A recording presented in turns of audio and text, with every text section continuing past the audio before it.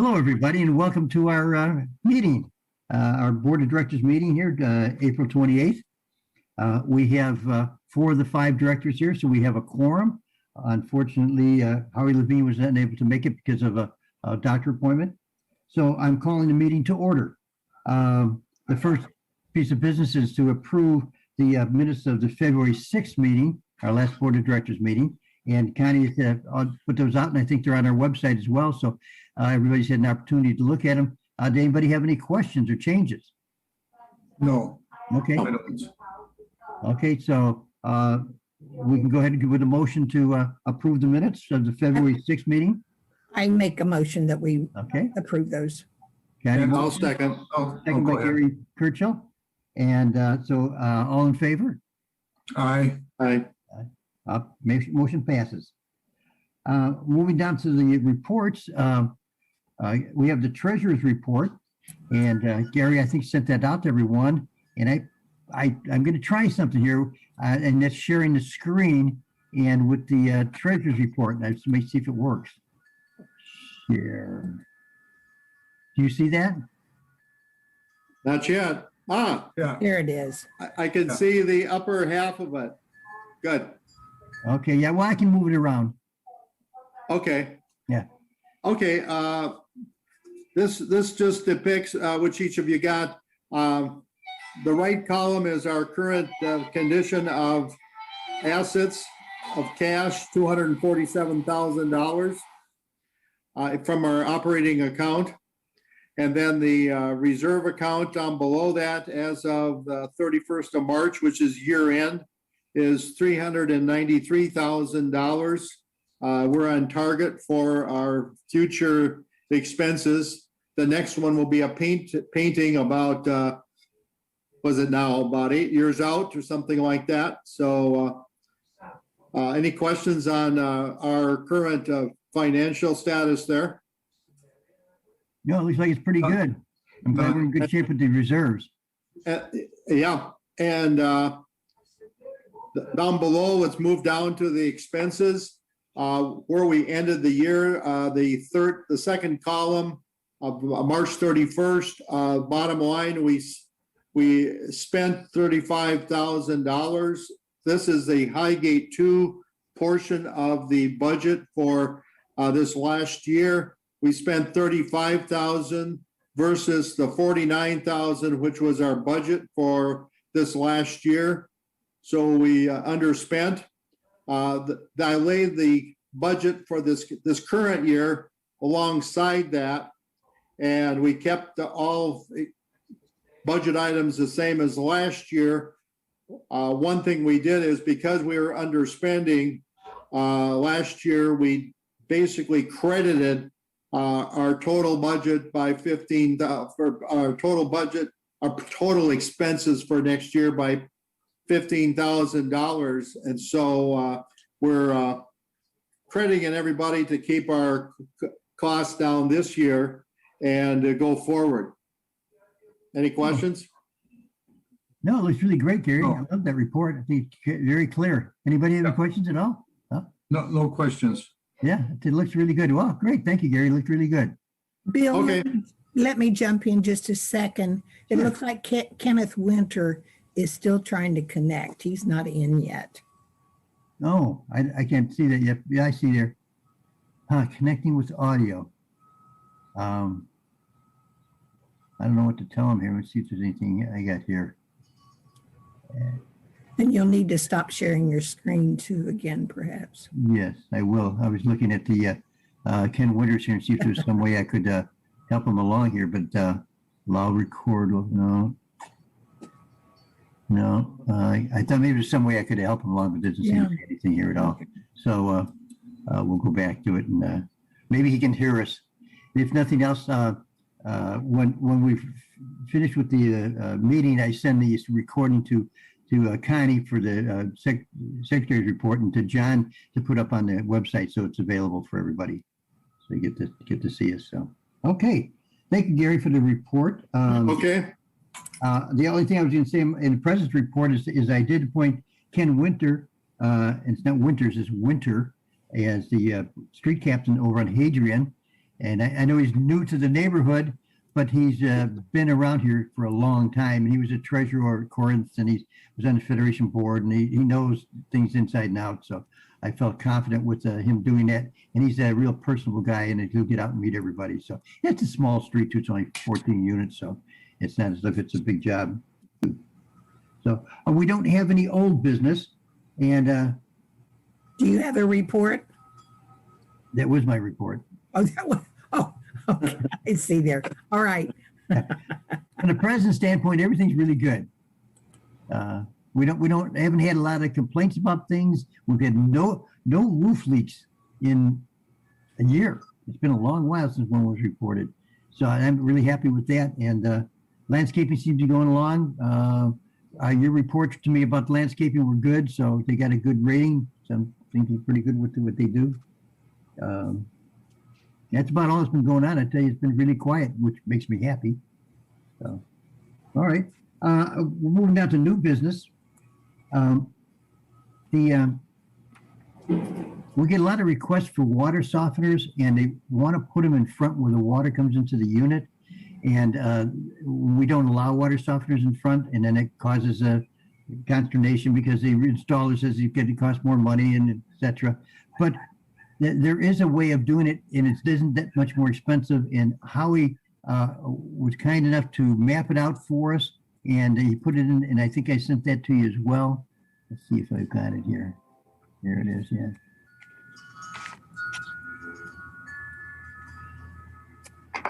So you get my sidebar along with it, but as you see there, why'd the other thing come up too?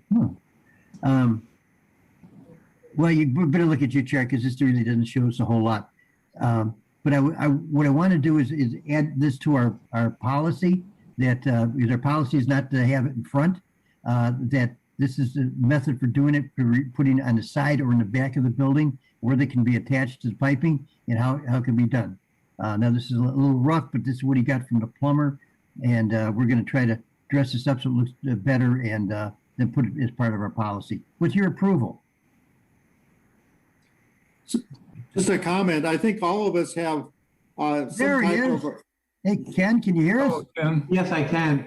We Can you see hear now, me? too. We can see you Yes. now too. Welcome. Thank you. The camera is a little bit on a tilt. If I try to get it straightened up, you're going to get the top of my bald head. So, Well, hey, oh, okay. Wait. No Okay, so problem. technically, this is an executive board meeting. Correct. So usually residents are not permitted to speak unless you ask me for something. That's why we said hello, so you could speak. Okay. Yeah. So officially, the rule has not been put in place yet. Well, the design of where it goes has not been put in place. The rule has been and is for some time not to have it in front. Oh, okay, good. But the problem's been that then when people want to put it someplace else, the installer says we can't do it. And we're saying, yes, you can, and this is how you can do it. Okay, well, my thought was because the pipes come in where my roof mate is, it comes in right there, Yes, goes straight up. Well, it already goes up, right. go into the attic, and instead of coming down at the T, go all the way to the back. So the machine would be under my bedroom window, probably. Sure. That way, it's a continuation of the straight line down, up, and then the exhaust line up, so it can drain out somewhere. Right. And in fact, Greg's supposed to be coming over between 8 and 10 today, but it's kind of late now. Yeah. And I'm going to ask him, what does he think about going out the back? To me, going out the side is too much work. Uh-huh. Yeah, well, it's side or back. As long as it's not in front, that's the only restriction. Okay. See, I'm just trying to make it easier for everybody else down the line. Right. And also Reliable Electric is coming in on Monday. They're licensed, bonded, insured. They're going to be doing the remainder of my electrical work here. So part of it was to put a convenience outlet for the machine in the back. And I do have an outlet under the window in the master bedroom. So Mhm. I would ask them to punch it outside, make it GFI and cover it. And that's where the machine would go whenever Quality installs it. Yeah, that would be part of your original alteration request. It is. Go ahead and have, so that would be part of that. The other one you would ask me about, you really need to put another alteration form in on that. And I don't think it'd be a problem. We just need to see that. Right. Well, I have to tell you, Okay. and I'm sorry, that was a Pelican Player application. Well, you could show us anything, couldn't you? That is the alteration Yeah. to put some kind of convenience outlet by my outside light and put up a shelf to hang the golf cart charger on. Right. And like I said, you just need the alteration form. Let's do it the right way, and we'll get it. I don't think it'd be a problem. And I signed it too this time. Well, that's very good. That helps us a lot. Yeah. So now I have to get, is it Joe Sullivan? Bob Sullivan, whoever is my guy on 2006. I have to get Sullivan to sign off, and then I'll get it over to you. Okay, sure, that sounds fine. Okay, good enough. Let's get back to our meeting then. Okay, so we've got the water softener design for putting it in the cider back. I'd like a motion to approve or not approve. I so move. Okay. The motion by Gary and second, I'll second it. John seconds it. Okay, all in favor? Aye. Aye. Aye. Okay, so that becomes part of the already existing policy. We had back some time ago agreed to go ahead and maintain the light post, but we never did it formally. You know, it was just by I actually kind of a voice vote over the with email, and so I had a motion. I think let's see. Yeah, it's a policy of the Highgate 2 to maintain the light poles in the common area along the residential roads. The approximate $3.79 annual electric cost remains with the owner. That cost is based on the information from the light bulb that's used in there, which is the dusk to dawn bulb, and it's the cost of its LED cost of that bulb. So, so again, it's a motion because this will be part of our policy. Let me ask something. Has that not been part of our electric bill to this point? Yes, the owners have always paid for the electric. So this is not anything new? No, Okay. yeah, always paid for it. They think it's a lot more than it is. So that's a good reason to put it in here. But I've been trying to push the word out on that, and I thought it'd just be good to put it. Do you think it should not be in that motion? When you say light poles, is that the post in front of each one's house? Yes. Okay. Yeah, the ones out there by the street. Yeah. Most of our places have that, but some don't. Yeah, there's none on Hadrian at all. Hadrian doesn't have any. The whole street. Oh, So I would be the odd duck if I like to put one in. You would be the only one on the street to have one, but it doesn't mean you can't put it in. In fact, I would encourage you to put one in if you want. It might start the ripple effect. And I think it'd be nice. That street is so dark at night. I've been down there. It's like, can't find your way through. Oh, that would be fine. So if an owner put it, the question. So is- you guys would have no objection if I made another form to fill in? No, not really. But yeah, just go ahead and do that stuff and we'll take care of it offline. Let's not do it in the meeting. Okay. Okay, so somebody make that motion yet? Do that. Okay, Commissioner McConney, and second, Second. Gary seconds, all in favor? Aye. Motion carries, okay. Okay, the last item on here, and it's only a proposal, and it's because of a conversation with our CAM back a couple weeks ago. And she said that there's not all or associations, but many associations require a licensed and insured worker to perform any of the work that's done on common area. So anything that requires an alteration form. Exceptions, of course, be, I mean, if you're going out to plant a bush in the backyard or, take something out like that, little stuff is not, it's major work that goes on that would require a licensed and, licensed and insured contractor. I thought it was a good idea, so I thought, let me put it out here as a proposal, something we can talk about, and next time we have a meeting, we can take some formal steps with it. And it'll give us together some more information. But I thought before I go spending a lot of time getting information, what do you feel about it? I just lost my picture. Oh, there we go. Okay. I'm back. And this doesn't have to do with alter or things that we inside. No, nothing inside. No. That's what I thought. So it's what we're doing, anything on the outside. Right. Okay. Yeah. And part of her argument was it could be a liability problem as well. Yeah, if they do something that's incorrect and then somebody else gets hurt, then the association's approved it, etc. Well, even like what we're talking about the water softeners,